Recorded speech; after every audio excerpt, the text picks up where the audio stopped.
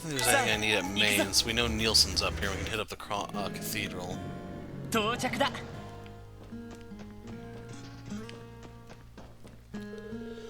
Arkansas will be debuting their revival performance the day after tomorrow. I'd love to see one of the shows someday, even if it's just once. Maybe I'd sit next to a fine gentleman with an appreciation for theater. We could strike up a romantic chat. Can't tell if she's more interested in the show or the imaginary gentleman. I had no idea there was a doll studio off the midpoint of the mountain path, and I live here. The guy who owns it never comes up to our village either. You gotta be some kind of oddball to live in the mountains by yourself like that.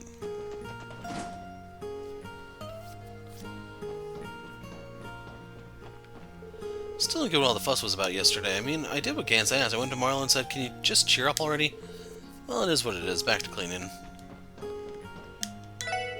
Marla's finally getting back to his regular self. Speaking as a bystander, the way Luca consoled Marlo seemed ice cold. Guess he's back on his feet, then all's well that ends well. What can I say? She knows him best. Doors are that side. Oh, something there. Nielsen. Mr. Nielsen. Ah, is that you, Lloyd? Yes, hello again. I'm glad you remember me. I never forget the voices of those I had the pleasure of interviewing. Is this man? Yeah, he's that famous journo they met a while back.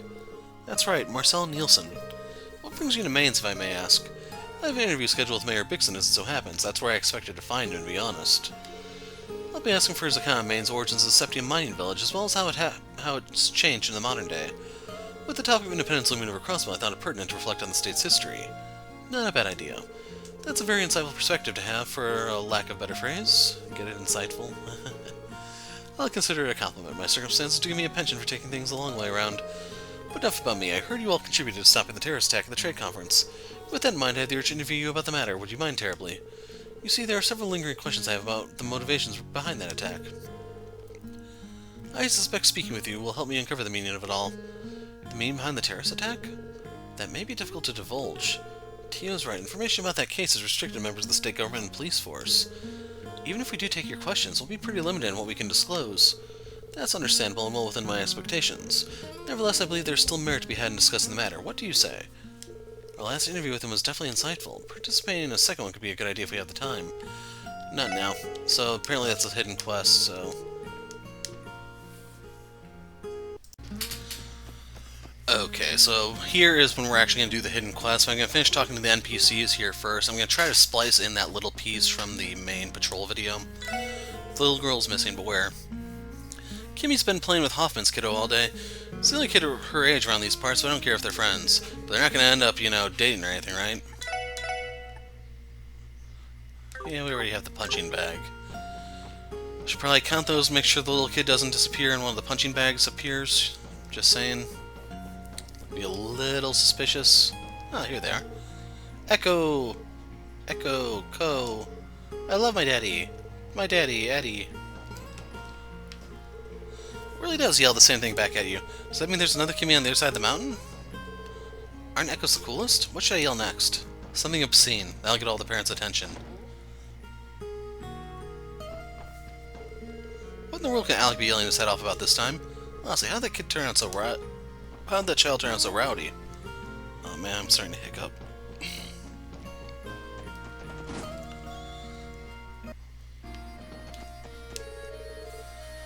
Gans dragged me by my collar to the inn yesterday. You'll never guess what happened next. Luke, of all people, came over to cheer me up. Thank the goddess, she doesn't hate me after all. Marlo's finally back in the groove of things now. Guy's lucky he has me to look out for him. If you say so, Gans. My grandma's been pressuring me to get hitched. Get that she's happy about me not skipping work anymore, but marriage? That's more trouble than it's worth. I can't provide for a family the way Max and Chief Hoffman do. Besides, I prefer to go things solo. Yeah, most people nowadays do. Marlo's been awfully cheery today. Just yesterday he looked like his entire world had fallen apart. As long as he's working hard, what do I care either way? Alright, I gotta mine as much as I can today. Might as well aim for tomorrow's quota too while I'm at it. And it doesn't hurt to get ahead.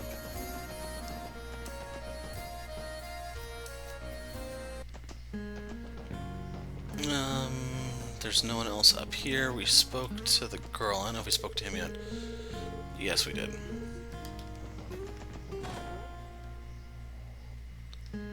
We're gonna hit up the cathedral after this, by the way.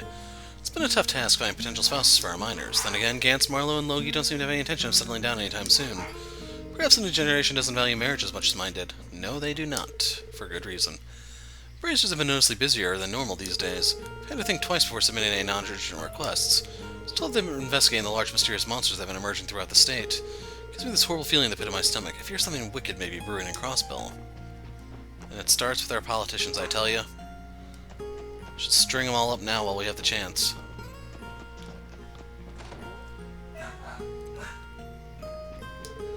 Logie seems to be living his life to the fullest now that he's gotten his act together at work.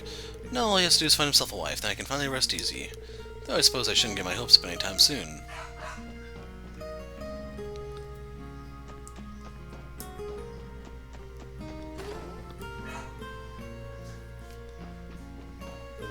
My husband's been strangely eager about going to work lately. It must be Gantz Logie's enthusiasm rubbing off on him. He sets out for the mine so early in the morning that I can barely get his lunch ready in time.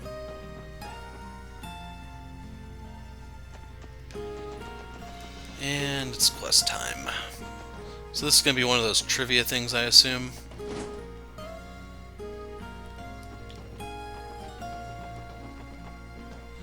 Can't believe I stumbled across this guy on accident earlier. Lloyd, you returned. Would you care to join me for an interview on the recent terrorist attack? Alright, we'll agree to your interview. Splendid, thank you for your time. Let's begin right away then. Inside Scoop terrorist attack started. Thank you all again for agreeing to this interview. Our topic of discussion is the recent terrorist attack that occurred at the Western Maria Trade Conference. To begin with, I would like to confirm the identity of the perpetrators involved. Could you do that for me, Lloyd? So, both sides were there? 2 terror cells from within the major powers were working in conjunction with one another. One was the Imperial Liberation Front from Erebonia, the other was comprised of members of Calvert's anti-immigration faction. That's right, those were indeed the parties responsible. I will refrain from delving into their backgrounds and founding principles. However, it is worth noting that the 2 groups have no history of collaboration, yet they mounted a united front against the conference. I am given to understand that they were abetted by a so-called society that had also been operating covertly in Liberal. Yeah, the Society of Ouroboros. Thinking back, the terrorists are making use of archaisms at the trade conference. Do you know of the society, Mr. Nielsen? I have come across their name before, yes. They're a bit of an enigma, to be certain. I take it your work has led to you learning of them as well. We've heard a thing or two. And the more we hear, the shadier they seem to be. At any rate, we can say definitively that their true aims are completely shrouded in mystery. Trying to deduce their objectives at this stage would be entirely in vain. I'm inclined to agree with that. Let us move on to the next topic then. I would like to review the intentions and perspectives of the 2 major powers in regards to the attack. My sources tell me that each nation employed outside forces in secret. Both of these forces contributed greatly to the resolution of the incident. What I find peculiar is although the Empire and Republic foresaw the attack, they elected not to prevent it, leaving both terror groups at large. I have to wonder why that is. What do you suppose they are trying to achieve, Lloyd? So they don't really care about exposing them, they don't care about forcing Mayor Qua out. I think they just wanted to contain stuff. Each terrorist group is backed by a political faction that stands at odds with its respective country's leader. I think their top priority is to keep those 2 opposing factions in check. In Chancellor Osborne's case, he was looking to put pressure on Erebonia's noble faction. As for President Rocksmith, he was looking to deter anyone who agrees with Calvert's radical nationalists. I agree. That is the only logical explanation for why they allowed the terrorists to remain at large. As a result, the public tide has turned in their favor. Citizens from either country are raising their voices against the aforementioned factions. Political leverage, then, was the end goal. On a separate note to Lloyd, you identified this as their top priority, did you not? I found that curious. Do you mean to imply that they had another objective in mind as well? Well? Lloyd? Yeah, I can imagine one other objective. I also think it was to gain a foothold for their advancement into Crossbell. Oh? Crossbell's in their crosshairs, so to speak. That much was clear as day when both leaders offered to station their troops in Crossbell at the conference. Yes, and the terror attack fueled the narrative that Crossbell cannot keep its borders safe by itself. That only places further pressure on the state to accept their proposals. The non-aggression pact the Liberal introduced has essentially lost all power as a deterrent at this point. Moreover, Crossbell's independence proposal has placed it square in the public eye of both the Empire and the Republic, thereby redirecting the attention of either country's citizens away from their domestic conflicts and discontent. So even that was by design. I've never heard of two birds with one stone, but this is more like drown. Hold on. Cat's being annoying.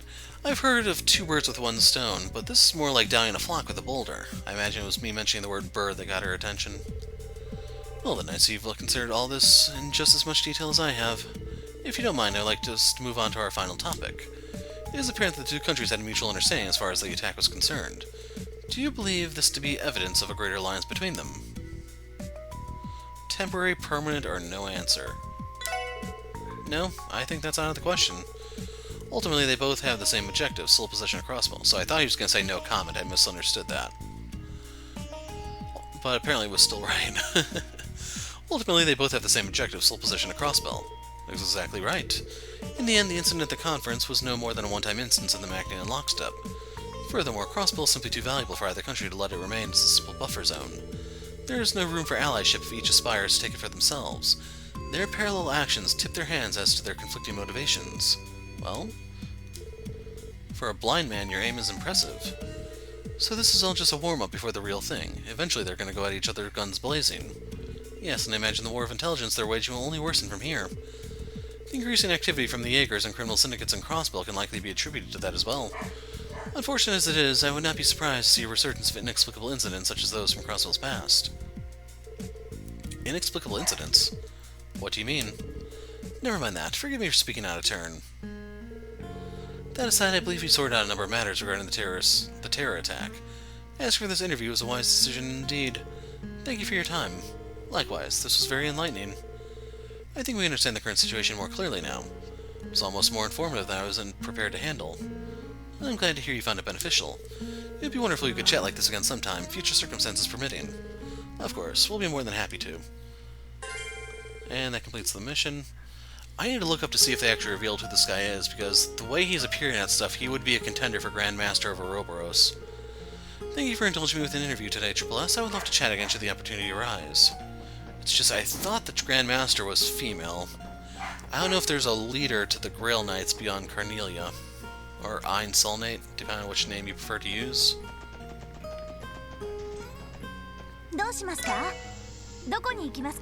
And speaking of religious stuff, we're going to go to the north exit to talk to the people in the cathedral, and then we can head over to the doll studio in a separate video and move the story forward.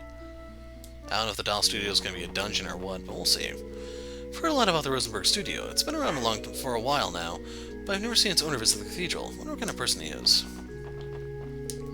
I realized something while Sister Marble was walking me through the motions of teaching a Sunday school class yesterday. Children are only motivated to learn something if they're interested in it. So the trick is you have to get them interested in what you want to teach. That's easier said than done, though. So just hit them. That's the easy way. If Sister Juju gets mad, here's what we're going to do. Why do I have to be the one? Because if you don't, I'm going to tell Kia that you wet the bed. You wouldn't. Fine, just once, okay? Come on, let's go.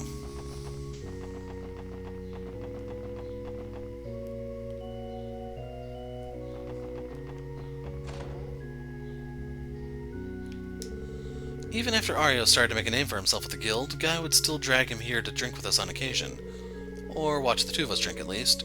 He'd just sit there with a straight face while me and Guy got 3 sheets to the wind. What I wouldn't have given to see Arios cut loose and get plastered off his Divine Blade ass for once.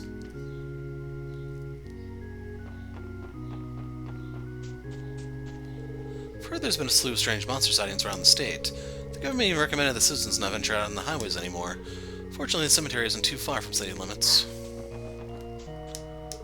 Hello, everyone. Good to see you again, Rias. Thank you again for the information you provided us yesterday. I'm happy that I could help. So what brings you here today? Actually, Ellie told Rias about their plans to visit the doll studio. Rosenberg Studio? I'm aware that it has some sort of connection to the Society. That's Growl's Ritter intel for you, I guess. It's my understanding that Jörg Rosenberg is a reasonable man who knows right from wrong. But still, that doesn't change the fact that he has ties to Ouroboros.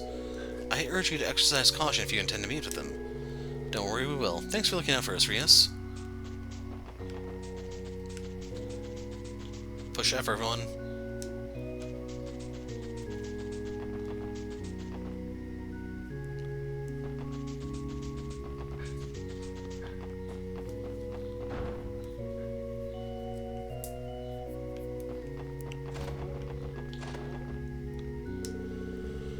I noticed that Sister Rias carries a copy of the Testaments with her at all times. You can find her poring over it at nearly every moment she has to spare. How diligent of her. That's a good habit to have, you know.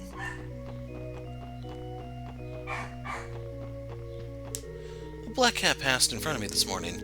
Well, rotten luck. I have a business negotiation later today, and here I am already crossed by a bad omen. I'm gonna have to pray even more than usual today. The Archbishop rigorously follows the Septine Church's principles in everything he does. Some may call him obdurate, but I truly respect that aspect of him.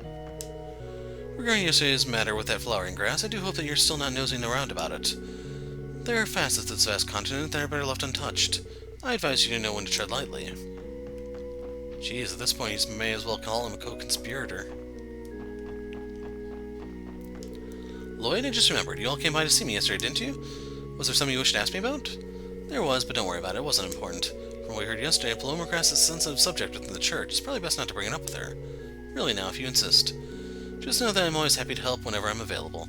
Don't be afraid to come to your old teacher now and then.